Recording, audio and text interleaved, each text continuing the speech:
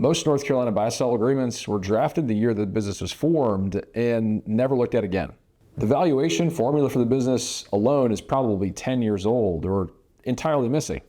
Here's what's actually in the document, what's broken in most of them, and what to fix before the trigger event that you can't schedule.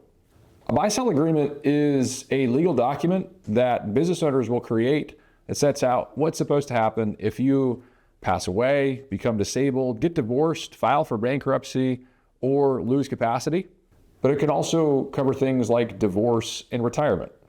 Buy-sell agreements generally set the price, they set the purchase valuation method, they name the buyers or who's entitled to purchase, and they generally set forth how the obligation is supposed to be funded.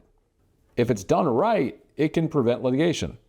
But done wrong, it's going to be the reason why litigation happens. Get it done right the first time with our team. Click the link below. Buy-sell agreements often come in three varieties. There's the cross-purchase, the entity purchase, and a hybrid called the wait and see. A cross-sell agreement is probably the most common. It's when partners buy each other out if a buy-sell trigger event happens. If this happens because of death, then the buyers of the interest will get a step up in basis in the equity that they're acquiring. The downside of this type of structure is that there often has to be multiple life insurance policies in place to ensure the benefit and the funding source for each of the different deaths that could happen. The entity purchase is when the entity itself buys back or redeems the interest of the exiting member, whether it's because of them passing away or one of the other buy-sell triggers. In this instance, there is no step up in basis of the interest being purchased. In a wait and see option, it's a hybrid of the two, where the entity may have the right of first refusal to buy out a deceased member's interest or redeem, but it could be waived in favor of the partners themselves buying the interest. This could be something that is determined based on funding sources, valuation, or circumstances at that time. Valuation clauses are often the source of litigation after the fact. This could be because there was just a default valuation provision that was included in the operating agreement that nobody even looked at.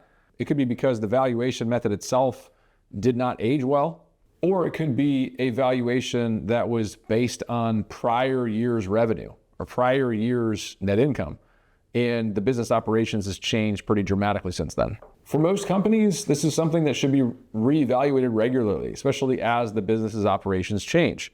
And it should be a valuation that is agreed to and updated annually. This type of valuation, in order for it to be enforceable, has to be part of the agreement. Buy-sell agreements are often funded in different ways.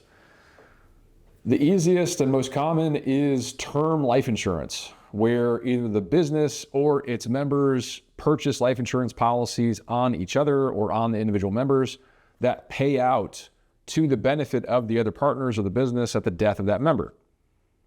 Could also be funded with permanent insurance, which accumulates cash value over time, but can be more expensive premiums each year.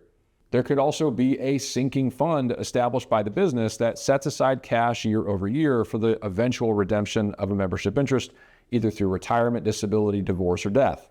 And the fallback in the absence of those first three is an installment purchase agreement, where there is no cash being transferred at death, or there may be a modest cash to close, but the bulk of the value is being paid from the ongoing cash flow to the business from that member's interest and paid back to either their estate, their trust, or some combination of the two in 5 or 10-year installments. That obviously doesn't work as well if the seller needs money up front or all of it immediately. Don't guess through your options. Click the link below to schedule your consultation.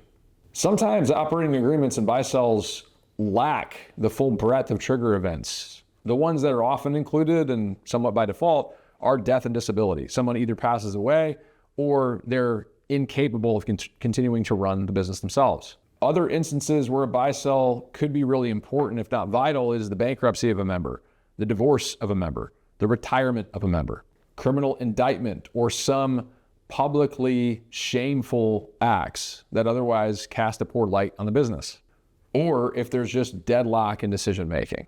Every operating agreement or buy-sell agreement should be updated every 5 or so years, because that's generally a good benchmark or rule of thumb for when business operations shifts so significantly that prior versions of this agreement may not be up to date. or immediately after any change of ownership or operations. Most North Carolina business owners that we work with on estate planning have never even read, let alone updated, the buy-sell provisions of their corporate documents. This is probably one of the most important things, the single most valuable hour of legal work that any business owner could do. The buy-sell agreement isn't a set-it-and-forget-it document. It's the constitution for what's supposed to happen when the business faces its most significant test. If yours hasn't been reviewed in the last 5 years, that's the meeting to schedule. Click the link below. Protecting your family requires more than just standard documents. Schedule your consultation with our team today.